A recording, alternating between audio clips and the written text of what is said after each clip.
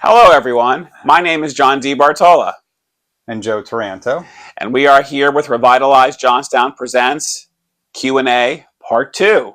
You've asked us your questions. You put them on Facebook. You put them on Messenger. We're here to answer them.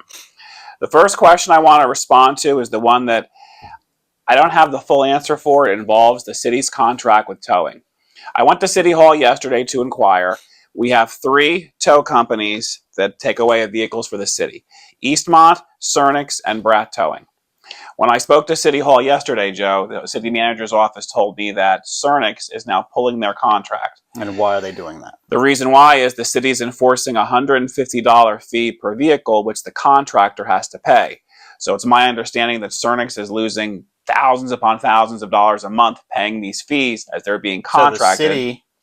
So the city calls someone to tow a vehicle, and then the city charges that towing company $150 for the privilege of towing a vehicle out of the city.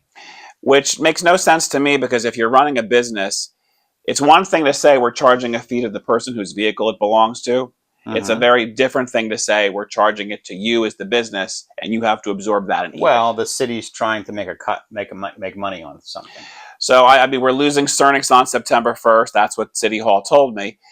Equally disturbing is the rumors that we're hearing the city now wants to get involved in the towing business, where they're actually going to buy a tow truck to tow the vehicles themselves, which is completely ridiculous. And then they'll have to have a city impound lot and everything else. And we know the city can't even manage to do the street cleaning properly every week, so how are they going to handle towing? My issue is, are they going to cause an issue where we have an accumulation of abandoned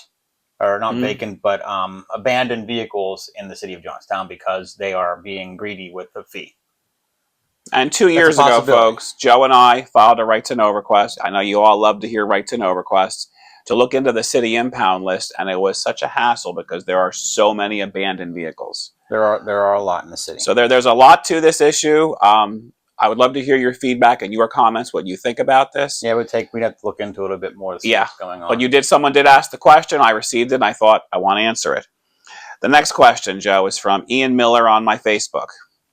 What I would like is more investigating reporting on the extent the city of Johnstown's failure to collect mercantile taxes. Who's been paying and who hasn't? Are there big businesses like JWF and GapVax that sell some big ticket products for sale? Sheets, all the dollar stores? For a financially strapped city, all tax revenue must be collected. What would a new mayor have to say about this issue? Well, first off, Ian, this issue came up at a city council meeting about 2 months ago when Councilman Taylor Clark announced that he had not paid his, was it mercantile tax? I'm not sure. We're not quite sure. I'm not quite sure what tax he admitted to not paying, but whatever it was, he said that none of his businesses ever have. And the city's finance director, Melissa Mollard, she announced that the Johnstown Housing Authority hadn't paid whatever tax they didn't pay, and the city now has to go through a lengthy process to get their taxes back. So apparently there's a lot of taxes not being paid to specific people and agencies within the city. And they never really gave a full disclosure. You'll notice when you deal with the city of Johnstown, they never tell you the whole story. It's always one reference and then never discussed again. Yeah, I still don't know what tax they were specific. And I asked what tax, and I never got a straight answer of what tax that they were not paying. And we really do need to know what that is. So, Ian, to answer your question, everyone should pay their fair share of taxes. If one person's not paying it, then no one is. And if they're not going to go after people like Taylor to pay the tax, and the people like me have been paying the tax, then they either need to go back and make them pay all the back taxes and fines, or they need to give me all my money back. And when you ask about how we could help a financially strapped city, we do have too many dollar stores. We need to have good paying, family sustaining jobs. Well, yeah. Yeah. But feeing people, raising money for the city through burdening the people who are here through unnecessary fees, like different taxes, like going after the tow companies, like you said earlier, for, that, though, granted, yes, they would raise money for the city, but almost, shooting yourself in the foot for what you're getting, where it's raising money, but it's counterproductive to actually turning the city around. And these are things that will need addressed, and if Joe and I are elected, we're going to address them. Etta Albright, you asked a question. With your commendable ongoing efforts for truth and transparency in city governance, it was brought out that millions of dollars were sought for and granted for whatever intended purpose for Central Park and could not be used for any other purpose. My question is, with so many unmet needs related to seeing people as part of the vital infrastructure of the city, housing, sustainable wages, access to food purchase, jobs that fit individuals with specific aptitudes, etc., by whom and why was this amount of money sought for a facade for the park at this time of outstanding sustainable needs? And one of the things that it is not a truth, it is a lie, that the money can only be spent on Central Park. That money had an entire list of purposes, folks. Yes. They had 4 years to purpose it. They specifically chose the park for that money. It was like transportation and infrastructure. So they could have used it for a host of varieties. There was a whole list. I remember posting online a link to the website that said all the things you could do with it. So anytime they say you could only use it for the park, they are lying to you. It could have been used for a lot of things. And the fact that they're wasted $2 million on the plans. My major gripe with the whole project is there's so many other issues going on in the city they could have better used. Let's be honest, it's not just $8 million for the park. I think it's another $12 million for Main Street. $11 million, yeah. And so that's part of the raise grant. It's about a $20 million project for the Main Street park. For both. So at $20 million, they could have done a lot of work, and no one in this town would have said, you know what we really need to do is demo Central Park and spend $20 million on Main Street in Central Park.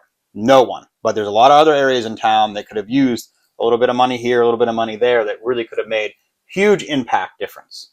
And folks, there's people who are upset about the Christmas tree not being in Central Park, the Christmas village, the loss of the gazebo, the fountain being torn down, let alone the impact it's having on our local economy. We have businesses that are barely surviving. Some have already closed. The closure of the park for a year is going to cement Johnstown, in my opinion, as a ghost town. But hopefully that answers your question. Ruben Dutton, if you guys get elected, will you have an open door policy that the citizens of Johnstown be able to come and speak to you about any concerns that you may have about the community? I'd also like coffee with the mayor or our city councilman, because some folk feel that the current council, they do not care about their concerns. Ruben, I can tell you, if Joe and I win, we're answering your questions right now on social media. We're tagging you. We're open to whatever you want to ask. Joe and I are very approachable. We talk to everybody. I think we're probably the most in contact with people and easily available as anybody else that's running or on council. So we're going to have an open door policy. We're going to be responsive. We're probably going to say a lot of things because we have so many opinions. Us being not vocal is not who we are. Brian Wingard. There is no industry here where a person can make an actual living. I would like to see talks happen to big companies to move here and offer them incentives. Can you please address that? Brian, I know Representative Burns is working to try to bring a steel mill here. That's been in the news several times. I actually met with Congressman Ro Khanna from California and listened to his plan to do that. I'm hoping in the next few months, whether it materializes or not. That's a big company. And when they need special incentives to come here, they usually try and give them property tax breaks. Mm-hmm. And the key is we should just get our property tax lowered for everyone. And then we wouldn't have to give special breaks for this one or that one. But yeah, that is one way, like cause zones and different things like that, to bring industry in. But we've been doing that, and they're still not coming in because if you look at how our local politics is, it is a negative for business coming in because it's just dysfunctional. And when you are the poorest, fastest shrinking, large businesses don't want to come in be involved in the mess. They don't want to be involved in the paperwork and the red tape to get a business running. I remember when I first was on council, there was someone that was looking to get some business started, and they weren't able to get a sewer fee to dump certain things into the sewer, and the testing and the permitting that was available was through the redevelopment authority. The application did not exist. I had to call I believe it was Ease at the time, and the gentleman from there were telling me that they didn't have an application. I said, well, how are all these people have permits for these things? And they're like, well, there was some funny business basically, and they would pay someone off, and they would get a certification for whatever SOAR thing they were doing. So there wasn't even the application to do the testing to get it, because it was all this backroom red tape type of nonsense. So streamlining things so people can open up quickly is a key. And that's something we plan to address when elected. Transparency. Greg Widman, you asked us, let's see, but your workers were not competent enough to properly service, repair, or upgrade the fountain any more than cut edge trim. How are you going to address the park? Well, Greg, we've already talked about the park quite a bit. We've already said if we win on day one, we're going to have a special meeting. Save the park, stop the work. We just saw the city council, literally in the last 2 weeks, vote on a brand new plan. They have not released it to the public. We don't know what the total cost breakdown is, what they're paying for it. If they can do that, we could do the same thing on January 1st. No rebid required. That's what they did. They've already set a precedent. Yes, so we could do the same thing. Stacy Dunn, you asked us, what is our stance on recreational marijuana legalization? Truthfully, the city has legalized pot dealers here for medical marijuana. Yeah. I will be quite honest, tax it, sell it. I have no problem with people with it being taxed, use the money to help our city. I would rather just be recreational than medical. I've been involved in the medical side, and I just don't think it's, I think just turning it recreational, like alcohol or cigarettes. And tax it. The money can help the people. The last question we received was from Becky Bushko. She was responding to Barb's Lobotomy. Someone asked me this question multiple times. I will post it here so you can answer it publicly. I've expanded on their question. John, is your Facebook, YouTube, and TikTok monetized? Do you only post videos because you make money from them? If not, what is your motivation for uploading videos to social media? We can make money on our videos? I wish I knew that ahead of time. Someone tell me how. My social media, my Facebook, my YouTube, my TikTok, none of it is monetized, folks. I literally do not make $1 off of these videos. I wish I was making money off of these videos. Why do I do them? I've been doing videos for decades. Joe and I have been a part of 5 different documentaries. You're going to see me reposting them in the next 2 months. And we didn't make money off any of them. We didn't make a single dollar to volunteer. I go to all these meetings getting content because I believe that change has to happen through us, and we have to be the change we want to see. That said, if anybody wants to tell us how we can get paid for doing this, please do. That would be wonderful. Please. I would love to have a check and make money. So to answer Barb's comments, and Barb, I will tag you again. Becky, I will tag everyone that asked questions, including you. I do not get paid for this. I wish we got paid for this. And if we were getting monetized for it, I'd say, yeah, I'm getting paid for it. So hopefully we answered all your questions on a Friday afternoon.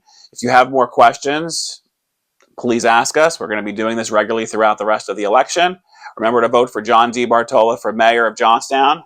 And Joe Taranto for city council. On November 4th, and let's bring change to Johnstown. Thank you.